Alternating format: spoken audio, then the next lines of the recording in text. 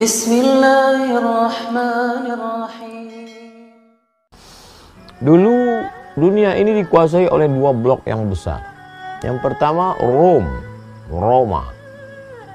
Makanya dalam Al-Quran ada satu surah Rom. Yang kedua Ghulibatur Rom. Bangsa Roma pernah dikalahkan. Siapa yang mengalahkan Roma? Itulah dia Faris, Persia.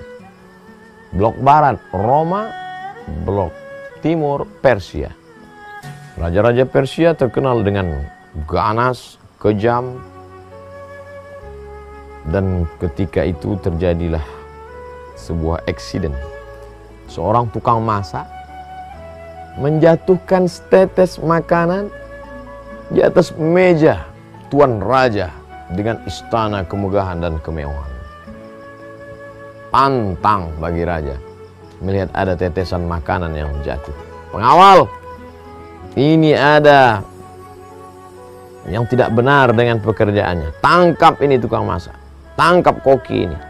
Apa hukumannya tuan raja? Pancung kepalanya.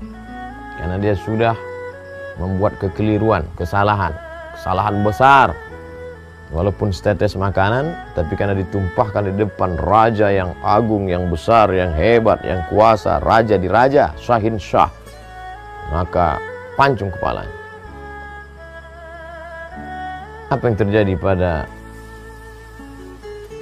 pelayan tukang masak ini? Sebelum dia mati, maka dia ambil bejana, mangkok tempat makanan, dia isi makanan penuh, lalu dia tumpahkan dia atas meja di depan tuan raja. Raja heran, semakin bangkit emosi kemarahannya. Kenapa kamu tumpahkan makanan di dalam bejana mangkok itu ke atas meja ini? Wahai orang yang akan dipancung hukuman mati. Tuan raja, aku tidak ingin nanti tersebar berita bahwa aku mati dipancung hanya karena setetes makanan yang tumpah di atas meja tuan raja. Lalu, aku ingin agar orang tahu aku dipancung karena menumpahkan makanan satu bejana, satu baskom besar.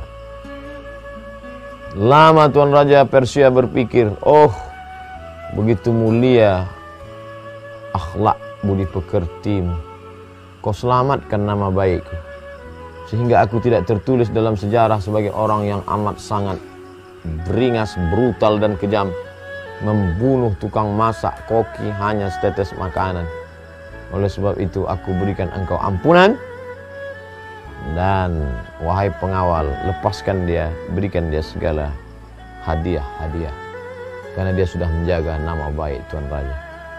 Betapa akhlak sopan santun budi pekerti menyelamatkan diri, jiwa dan raga. Oleh sebab itu betul dalam sebuah ungkapan al-adab fawqal ilmi, tak ada gunanya ilmu S1, S2, S3, postdoktoral, profesor bila tidak berakhlak. Tapi seorang tukang masak yang tidak punya jabatan kuasa apa-apa, hanya mencincang daging-daging, sayur mayur, dihidangkan kepada tuan raja, dia sudah diselamatkan, bahkan dimuliakan, dikenang sepanjang zaman sejarah, dan bahkan dia dimuliakan di hadapan orang-orang yang hanya dianggap biasa-biasa saja. Betapa akhlak budi pekerti. Bahkan Nabi Muhammad SAW dipuji Allah dalam Al-Quran. Apa pujian Allah? A'udzubillahi minasyaitonirrajim. Wa innaka la'ala khuluqin 'azim. Engkau berada dalam akhlak budi pekerti yang agung dan mulia. Itu pula jawaban Sayyidatuna Aisyah radhiyallahu anha ketika ditanya, bagaimana akhlak budi pekerti Nabi Muhammad SAW? Kana khuluquhul Quran. Akhlaknya adalah Al-Quran. Oleh sebab itu, puncak daripada iman adalah akhlak. Puncak dari salat adalah akhlak.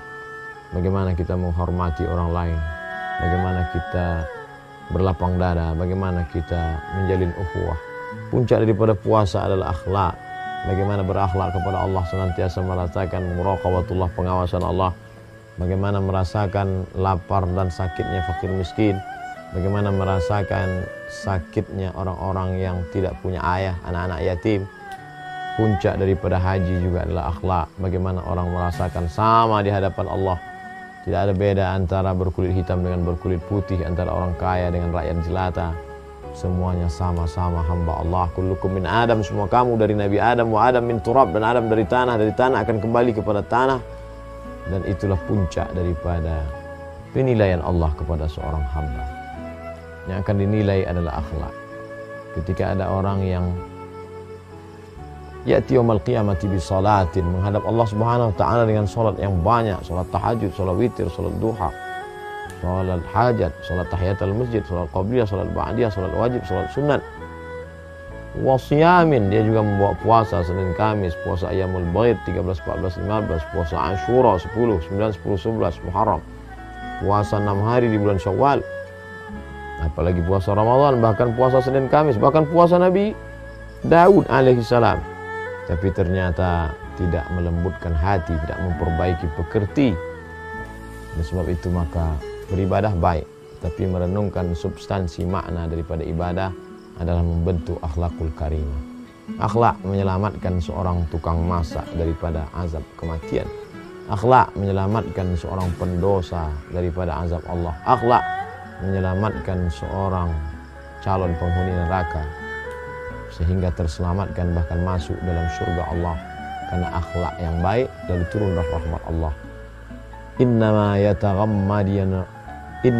yataghammadani Allahu bi rahmatih. Sesungguhnya Allah meliputi aku dengan rahmat-rahmat. Mudah-mudahan kita termasuk sampai anak cucu keturunan kita orang-orang yang menjaga akhlak. Terima kasih, bermanfaat. Wassalamualaikum warahmatullahi wabarakatuh.